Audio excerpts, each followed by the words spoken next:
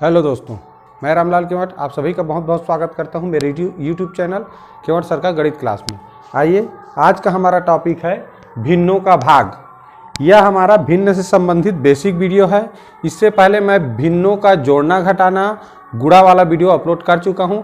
अगर आप लोग नहीं देखे हैं तो मेरा जो यूट्यूब चैनल है उस पर सर्च करके देख सकते हैं। सर्च करने के लिए आप लोग क्या करेंगे, भिन्न बाई केवट सर लिखेंगे, फिर वहां आपको वह वीडियो देखने को मिल जाएगा। और सबसे बढ़िया तरीका है, आप अगर मेरे चैनल में नए हैं तो मेरे चैनल को सब्सक्राइब कर लीजिए, फिर मेरे द्वारा अपलोड किए गए जितने भी वीडियो हैं आप उनको देख सकते हैं। तो चलिए, आज का हमारा टॉपिक ये शुरू करते हैं, भिन्नों का भाग। अब भिन्नों का गुणा, भिन्नों का जोड़ना घटाना तो सीख गए हैं। भिन्नों का भाग क्या होता है, सबसे पहले हम पूर्णांक संख्या से समझने का प्रयास करेंगे। जब पूर्णांक संख्या से समझ जाएंगे फिर इस तरह भिन्नों का भाग करना, पूर्णांक से भिन्न का भाग करना, ठीक है। उसके बाद भिन्न का आपस में भिन्न से भाग करना। इस तरह यहाँ पर देखिए 8 प्रश्न लिखे हुए हैं। जब हम समझ जाएंगे तो इन 8 प्रश्नों को हल करना हमें आसानी से आ जाएगा। चलिए, तो बिना देरी किए हुए वीडियो स्टार्ट करते हैं। सबसे पहले देखते हैं पहला प्रश्न। लिखा है 6 भागित 2। तो इसका अर्थ को समझना जरूरी है। भाग का अर्थ होता है बांटना। वास्तव मान लीजिए 6 गेंद है तो इसका अर्थ क्या क्या होता है, देखिए 6 गेंद है तो भाग 2 का अर्थ एक होता है कि 2-2 गेंद को अगर हम बांटें तो कितने लोगों को मिलेगा। एक बार में 2 गेंद बांटे एक व्यक्ति को तो कितने व्यक्ति को वह गेंद बटेगा। तो देखिए, एक व्यक्ति को अगर 2 गेंद बांटते हैं तो इस तरह 3 आदमी को मिला, 1 2 3, ठीक है, 1 2 3 आदमी को कुल मिलाकर मिला। दूसरा तरीका से सोच सकते हैं, इस तरह हमारे पास 6 गेंद है और 6 गेंद को 2 बराबर भाग में बांटना है।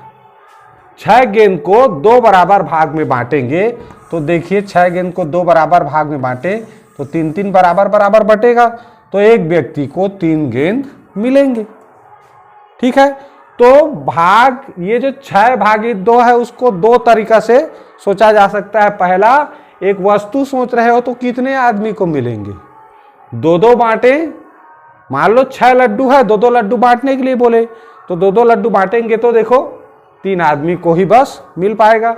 इसी तरह अगर उसको व्यक्ति सोचें कि 6 लड्डू को 2 व्यक्ति में बराबर बांटना है तो हर व्यक्ति को कितना कितना लड्डू मिलेगा, तो कितना कितना मिलेगा, देखिए 3-3 लड्डू। तो इस तरह से हम भाग में ये जो भाजक होता है उसको 2 तरह से सोच सकते हैं, ठीक है। तो दोनों में उत्तर वही आना है। देखिए, आदमी कहे तो 3 व्यक्ति और इसको अगर व्यक्ति माने तो वस्तु बराबर बराबर इतना आएगा, 3 आएगा, ठीक। तो इस तरह से होता है। और जिसको हम भाग करते हैं तो क्या करते हैं, यहाँ भाज्य इसको अंदर लिखते हैं, 2 से भाग करते हैं तो इस तरह 2 3 6 होता है और शेषफल 0। इसका मतलब क्या है कि जो भी 6 वस्तु था उसमें से जब पूरा 6 वस्तु बढ़ जाता है तो शेषफल 0 और बांटने के लिए कुछ भी नहीं रह जाता और इतना इतना आता है या इतने लोगों को आता है। ये है भाग की अवधारणा, ठीक। अब चलिए समझते हैं।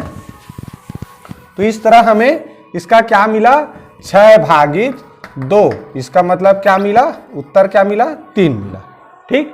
अब देखिए, अगर 6 भागित मैं 1 करूं, 6 भागित 1 करूं, इसका मतलब क्या है, ये 6 लड्डू को एक एक लड्डू बांटे तो कितने लोगों को मिलेगा जी, 6 लोगों को मिलेगा ना, ठीक। इसी तरह मान लो मैं इस 6 लड्डू को आधा आधा, 1/2 माने क्या होता है, किसी भी वस्तु को 2 बराबर भाग बांटते हैं तो ये हर एक भाग, ये भी 1/2 है, ये भी 1/2 है, तो दोनों हिस्सा 1/2 है। यानी 1/2 माने क्या होता है, आधा। किसी वस्तु को 2 बराबर भाग में बांटने पर हमें 2 ठो आधा भाग मिलता है। तो इस तरह अगर 6 वस्तु है, 6 वस्तु को आधा आधा बांटे, आधा से भाग देना, 1/2 से भाग देना, इसका मतलब क्या हुआ, मान लो इस तरह हमारे पास 6 लड्डू है, अब इसको कह रहा है आधा आधा बांटो, तो सबको आधा करेंगे तो हमारे पास कितना आधा मिला, देखो 1 2 3 4 5 6 7 8 9 10 11 12, तो कुल मिला के 12 लोगों को मिलेगा। समझ आया? भाग आधा का मतलब है आधा आधा बांटना है। तो कितने लोगों को मिलेगा? 12 लोगों को। चलिए अब समझते हैं ये प्रश्न 2। तो ठीक ऐसे ही इसमें भी हुआ है। देखो प्रश्न 2 में 4 को हमें 1/2 से भाग करना है। 4 को हमें 1/2 से भाग करना है। तो 4 को 1/2 से भाग करेंगे तो क्या आएगा? एक वस्तु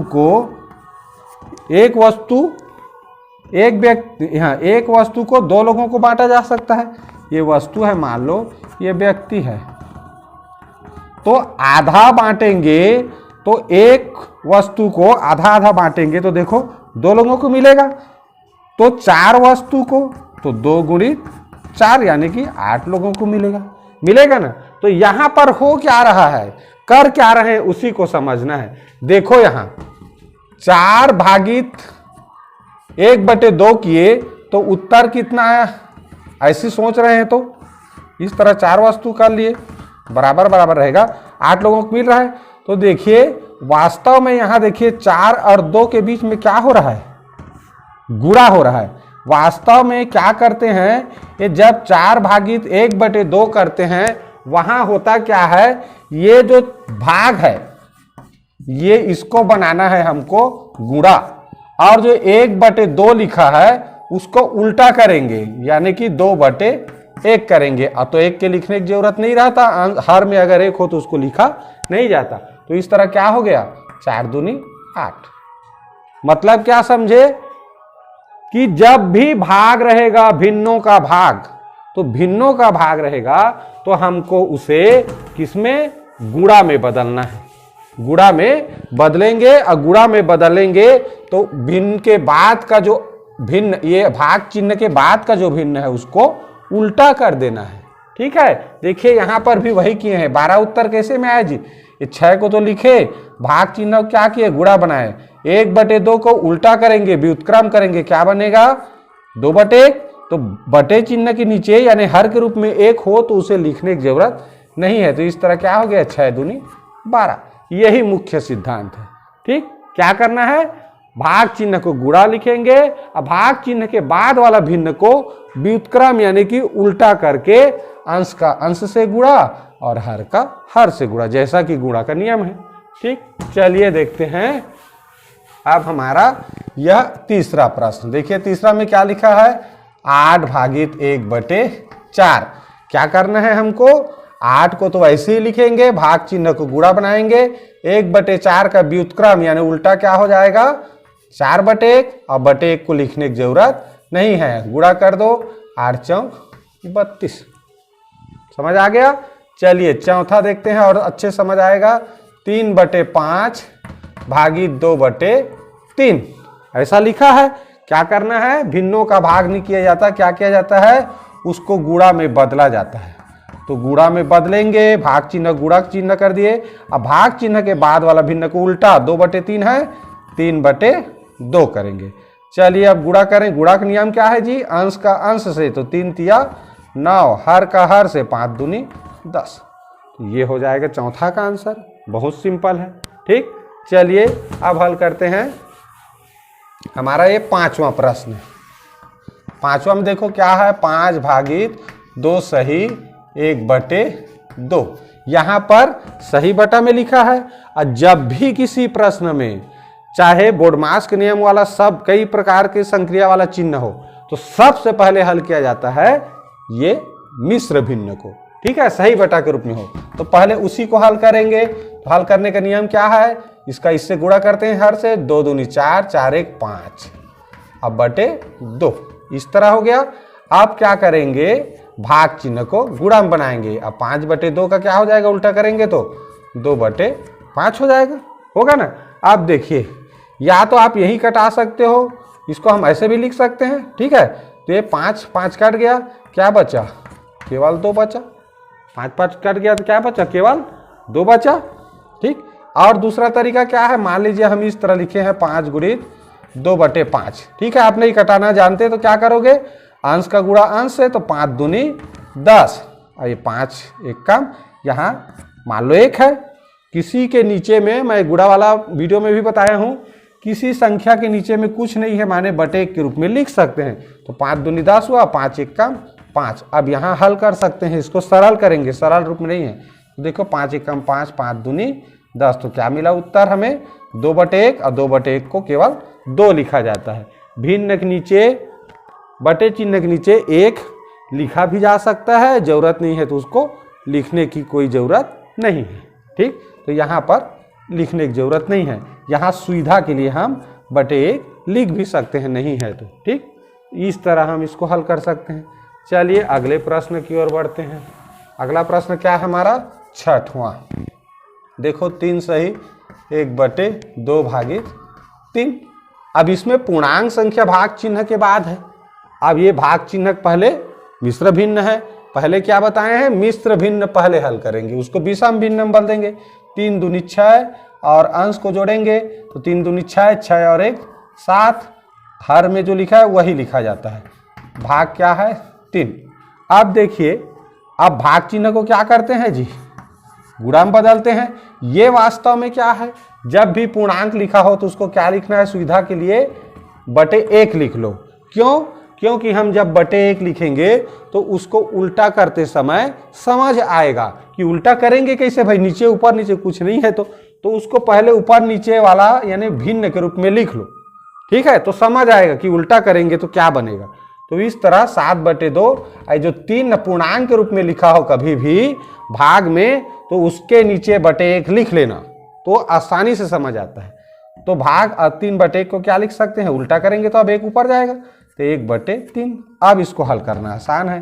7 1 कम 7 और 2 3 6। अब इसको सरल नहीं कर सकते, और क्यों? क्योंकि ये दोनों 7 और 6 एक ऐसा संख्या है जो आपस में केवल 1 से ही विभाजित होगा, यानी कि ये दोनों सह अभाज्य संख्या है, और सह अभाज्य संख्या केवल 1 से ही विभाजित होता है। हो गया उत्तर। चलिए देखें 7वां प्रश्न। 7वां देखें क्या लिखा है? 2 सही 1/2 भागित 3 सही 2/3। अब देखिए यहाँ 2 ठो मिश्र भिन्न है, भाग चिन्ह किधर भी भाग चिन्ह किधर भी। पहले हल करते हैं। 2 दूनी 4, 4 1 5/2, ये 3 3 9 और 9 2 11/3। देख लें ऊपर नीचे अगल बगल कहीं पर भी कोई नहीं कट रहा है, तो सीधा क्या करेंगे? पहले इसको गुणा में बदलें। अब ये 11/3 क्या हो जाएगा जी? उल्टा करेंगे 3/11। गुणा बीच में हो तभी हमको हम ऊपर नीचे या तिरछा कटा सकते हैं। तो गुणा चिन्ह आ गया, देख रहे हैं तिरछा नहीं कट रहा है, ना ऊपर नीचे नहीं कट रहा। तो क्या करेंगे? अंश का अंश से गुणा, 5 3 15 और 11 दूनी 22। इस तरह हो गया ये आंसर इसका 7वां का हो गया। ठीक, तो इस तरह आसानी से भाग के जो प्रश्न होते हैं भिन्न वाला, सीधी सी बात, अगर मिश्र भिन्न में दिया है तो विषम भिन्न में बदलो। इस तरह विषम भिन्न में बदलो। विषम भिन्न माने अंश बड़ा होता है, हर छोटा होता है। इसके बाद क्या करना है? भाग चिन्ह को गुणा करेंगे, गुणा में बदलेंगे, और भाग चिन्ह के बाद वाले भिन्न को उल्टा करके लिखेंगे।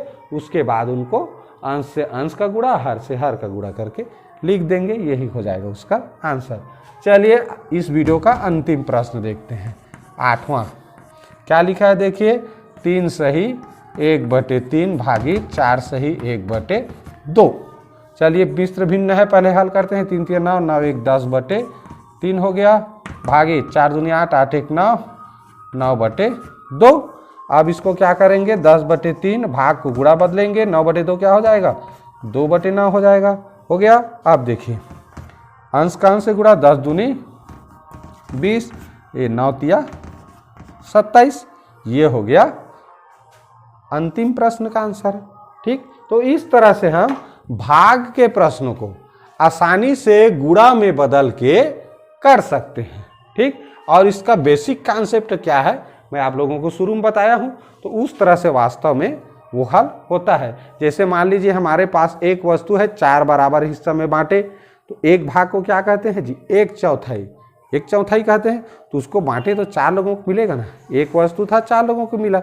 उसी तरह है, तो माने 1 को भाग करेंगे 1/4 से।